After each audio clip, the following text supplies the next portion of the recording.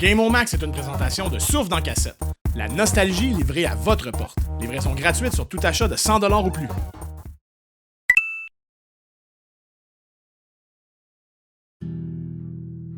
Et maintenant, voici la triste histoire d'une vieille sèche.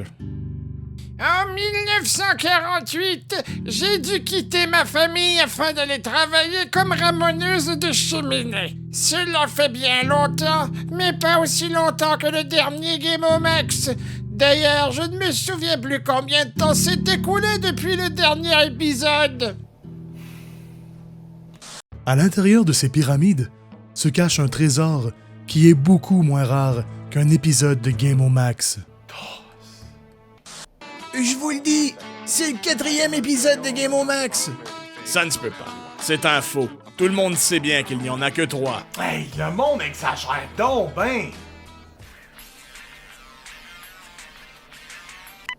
Allô? Tiens, salut. Oui, allô? Y a-tu une suite? C'est quand que t'as fait un autre Game On Max? Voyons, qu'est-ce qui se passe? Vous êtes donc ben tout obsédé! Ça commence à dater le 3e épisode. Hey, ça fait pas si longtemps que ça, là. Nomme-moi une affaire qui a changé depuis le dernier épisode. Ben, j'ai eu un enfant. J'en avais déjà un. Ouais, t'as peut-être raison, écoute, le garde. Je vais commencer à plancher là-dessus, là. Je vais juste m'assurer que le décor... Lynn, que c'est sale. Game On Max. Salut tout le monde! Et oui, je le sais, il y a absolument rien que je pourrais dire qui justifie une absence aussi longue. Fait que pour me faire pardonner, j'ai préparé un speech d'excuses que je vais faire lire par Simon Leclerc, un YouTuber que vous connaissez bien. Vas-y Simon, c'est à toi. Yes, c'est ça en fait. Merci Simon, ça fait chaud au cœur. Au prix que tu charges, c'est tout ce que j'ai pu me payer. Je vais être franc, il a fallu que je me motive un peu avant de revenir m'asseoir ici, puis ça a commencé par un bon speech de motivation dans le miroir. Est-ce que t'es laid pis tu pues? Bon, je suis pas le meilleur motivateur au monde, là. Je me qualifierais pas de coach de vie, mais il y en a d'autres des max qui sont bons autour de moi pour me motiver. Est-ce que t'es laid pis tu pues? De très sages paroles, je vais tâcher de m'en rappeler. Je le savais pas trop où m'enligner avec cet épisode-là. Je voulais faire une couverture complète de la série Mystical Ninja, qu'on va très probablement faire dans un autre épisode. Pas dans un an, là, je vous le promets. Je voulais aussi couvrir le genre des roguelikes, mais j'ai recommencé le script une dizaine de fois, puis à chaque fois, c'était différent. Hey, come on, hein? Pour un public qui existe pas vraiment, là, vous êtes tough. Mais mon plus gros flash puis ma meilleure idée, c'est ce matin en prenant ma douche que je l'ai eu.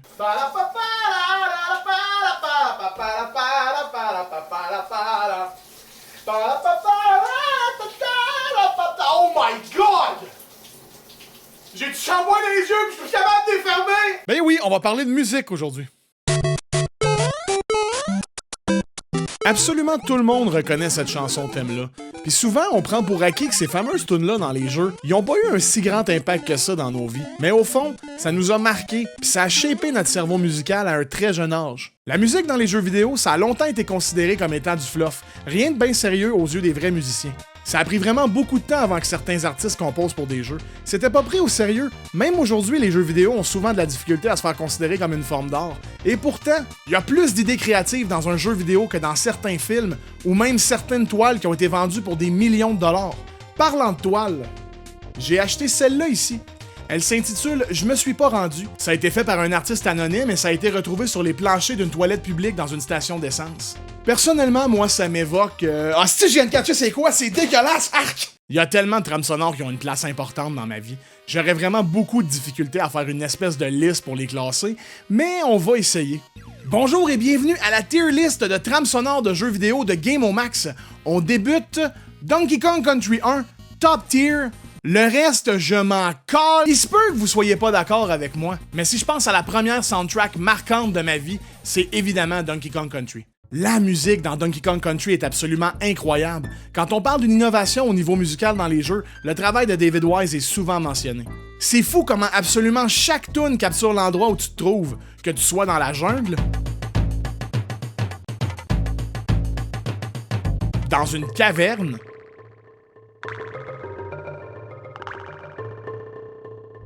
dans la forêt, et bien sûr dans l'eau.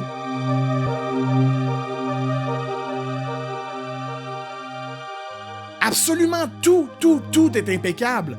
D'ailleurs, petit fait comme ça, la chanson sous l'eau dans Donkey Kong Country s'intitule Aquatic Ambience et c'est considéré comme un point tournant dans l'ère de l'audio sur Super Nintendo. La chanson a pris environ 5 semaines à composer et à programmer, mais le résultat valait tellement tout le travail à mon avis. Donkey Kong Country 2 aussi est excellent niveau musique, certaines des meilleures tracks de la franchise se trouvent dans ce jeu-là. C'est vraiment rendu au 3 que...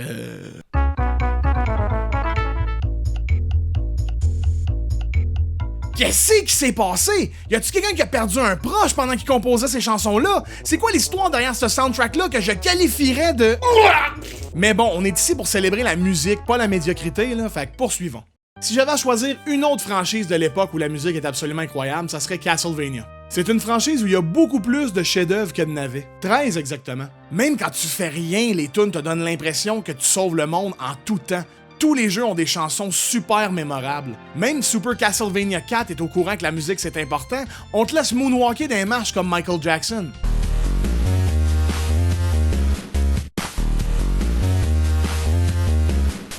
Ma plus grosse surprise niveau OST, ça a été Castlevania Rondo of Blood sur PC Engine. Pas Dracula X, là!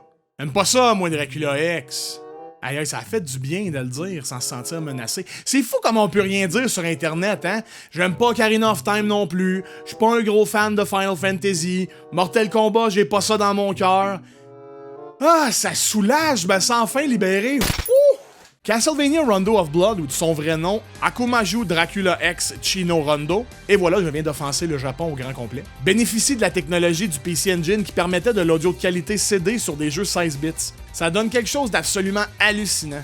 J'aimerais vraiment pouvoir effacer mes connaissances sur le jeu pour revivre à quel point j'étais impressionné de la qualité audio la première fois que je l'ai joué. Je suis pas pire acteur par contre, fait que je pourrais vous le jouer, ça a l'air que je joue un peu gros là, mais ça ressemblait à ça.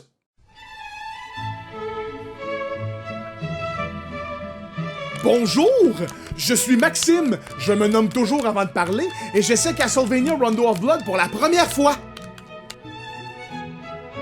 Je suis toujours Maxime, et mon Dieu, Seigneur d'où Jésus, cette mélodie est vraiment incroyable, je n'en crois pas mes oreilles, laissez-moi tendre l'oreille un peu plus pour admirer le travail des compositeurs. Encore une fois, je suis Maxime, et je dirais wow! Je dirais même wow! Je dirais même ah! Fait que ça ressemblait à peu près à ça, là, hein, Mel? Bonjour, je suis Mélina. Eh oui, c'est comme ça que ça s'est passé. Maudit que tu joues mal. On parle des trames sonores depuis tantôt, mais il y a des jeux qui sont entièrement basés sur la musique. Il y a énormément de jeux de rythme avec des concepts complètement fous comme Rhythm Heaven et Just Shapes and Beats, ou des classiques un peu plus obscurs comme Jammer Lammy et Guitar Man sur PS2. C'est des jeux que j'aimerais couvrir dans le futur parce que sans leur trame sonore, il y aurait tout simplement pas de jeu, donc on va se garder ça pour un épisode sur les jeux de rythme. Mais attendez, là, on va essayer quelque chose quand même. J'ai dans ma collection Ring Fit Adventure et Fitness Boxing 2 sur Switch, qui m'a été donné par une fan de Game Max et des Névralgiques. Deux jeux d'exercice où le rythme et la musique sont très importants. Sérieusement, merci beaucoup, Asuka. On va essayer ça, voir. Ça va me faire du bien de me remettre en forme. Alright, right hooks go. Ready, hook. Not bad. Ah! Je me sens arrêté, là! J'ai assez sué! Beaucoup de gamers disent que la musique dans les jeux vidéo modernes est pas aussi mémorable qu'avant, mais je suis pas d'accord. Il y a encore de la place pour des chefs-d'œuvre une fois de temps en temps, et je pense que vous savez exactement où je m'en vais avec ça. Aux poubelles, j'étais Fitness Boxing 2, mais j'allais aussi parler d'Undertale. Undertale s'est vite glissé dans mon top 5 de jeux préférés de tous les temps dans les dernières années. C'est un jeu que j'ai fait et refait tellement de fois et parfois c'était simplement pour écouter la soundtrack. Composé entièrement par Toby Fox, le créateur derrière l'univers d'Undertale, on a affaire ici à un jeu très similaire à Donkey Kong Country en matière de musique thématique reliée à différents endroits. Les cavernes sonnent comme des cavernes, les usines dans les volcans sonnent comme des usines dans les volcans. Tout est méticuleusement pensé pour nous faire ressentir le monde par les oreilles. Et une chose très cool aussi, c'est que même les personnages ont leur chanson thème. Undyne a un thème représentant le courage, la force.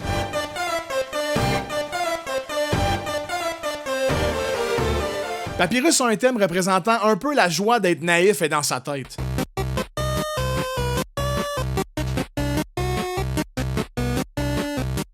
Même le chien ninja a un thème qui fit exactement sa personnalité.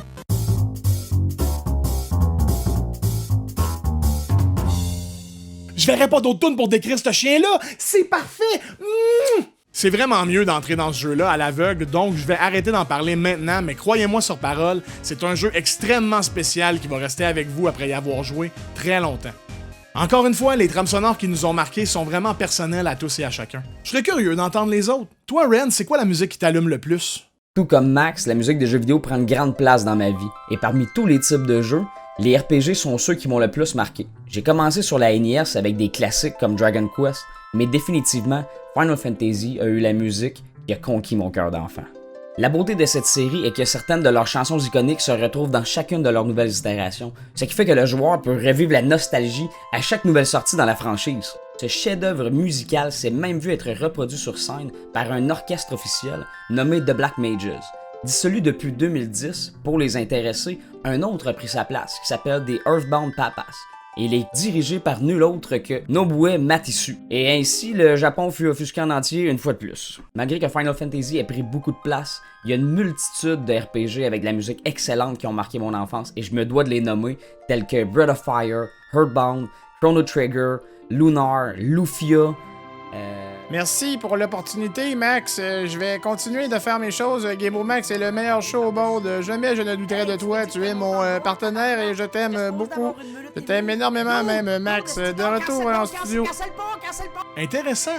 Puis toi, Simon? Yes, exactement. Ce que je voulais expliquer, c'était que... Merci, Simon. Encore une fois, ça valait le 150$. Bref. La musique fait partie de notre vie de tous les jours sur plein d'aspects et dans les jeux vidéo, c'est un élément qui est extrêmement important. Juste à y penser, ça me donne envie de chanter. Ok, non, je chante pas, j'arrête là. Vous voulez jamais que je chante anyway.